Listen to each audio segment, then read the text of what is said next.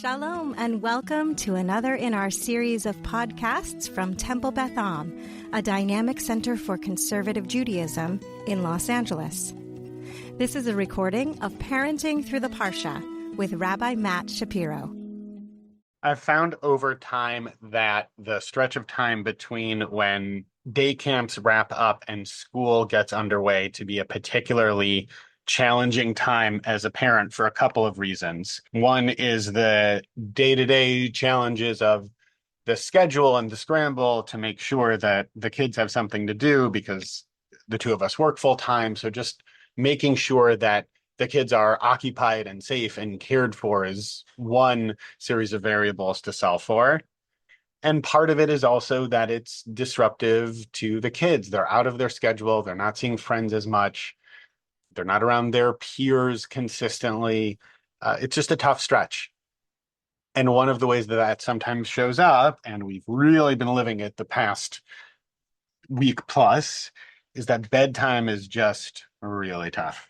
It's really tough. The kids stay up very late. They stay up in ways that are a little more disruptive than usual. And these past couple of days, it's been particularly tough with our 6-year-old. He's up late. He's upset. He doesn't want to be alone, just back and forth and back and forth. It's been really hard. And it's hard to know, what do you say to a rising first grader about what a consequence will be if they don't do what you want them to do? There's not a ton of long-term thinking there. If I say to him at 10:30 p.m., well, if you keep doing such and such, then you won't get something tomorrow. He's upset. He can't think of what'll happen tomorrow. He's in the moment right now. And that's been looming pretty large in our parenting over the past couple of days, the past week. And in general, I've found as a parent that the question of boundaries, discipline, punishment, whatever it might be, that's one of the most challenging aspects of parenting for me. There's the concept of positive discipline, there's logical consequences, any number of frameworks for thinking about when our kids are doing something that we don't want them to do, how do we respond? In Eikev, this week's Parsha, there's a famous line that is usually read exactly the opposite of how it's intended. Many of you might know the famous line, "Man does not live on bread alone," which is usually cited as an explanation for why people need some of the finer things in life. But in the context of chapter 8 of Deuteronomy, of Devarim, it's actually the opposite, that in Moses' continued oratory, he's talking about how it's actually not about having bread specifically, but rather that we as people can live on and actually less, that whatever God offers us, that's enough, that's sufficient for us to live on. And so it's this interesting almost awareness / gratitude concept to be thinking about.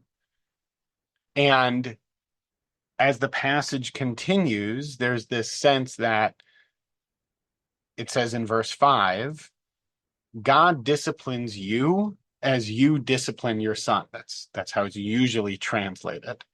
That if you're acting in a certain way, if you lose awareness of this, that there will be discipline or there will be logical consequences. And that on first read seems pretty harsh. I don't like to think of myself as a punitive parent. I don't like to think of myself as someone who, if my kids aren't doing what I want them to do, that therefore I'm gonna come down on them or something like that. So to read in the Torah that it says, God disciplines you as a man disciplines his son, so therefore that's why you should keep the commandments, that when I initially start reading it doesn't land so well with me.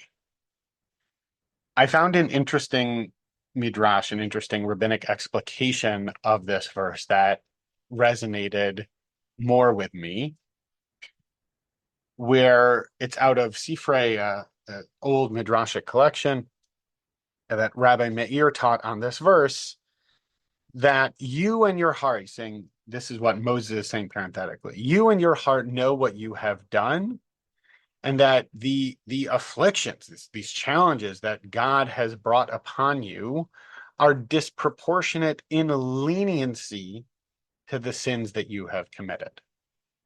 So according to Rabbi Meir, Moses isn't saying to the people of Israel, God is disciplining you as you discipline your son, meaning you're getting all of these punishments because parents are punitive to their kids. But exactly the opposite. You, Bnei Israel, you, the Israelites, as you've been wandering through the desert, you've done a bunch of stuff that you really shouldn't have been doing. And the logical consequences there would actually be pretty severe. And are we all the way there? No. That God disciplining you, or God providing logical consequences to you the way a parent would to a child, means there is softness. There is leniency, there is flexibility, there is understanding.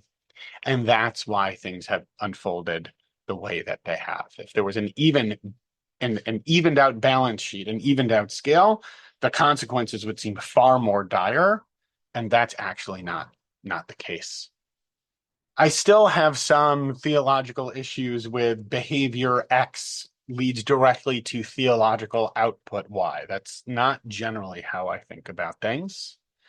I do think it's interesting to reflect on the idea of, particularly since this explicitly cites the construct of a parent and a child, how do we teach lessons in ways that are clear, where there are logical consequences and not arbitrary ones? Whenever I threaten that my kids can't watch TV and then it's Sunday and I want to just catch up and read the newspaper, and it turns out that me saying they couldn't watch TV means I have to, read Captain Underpants instead of being able to read the newspaper, right?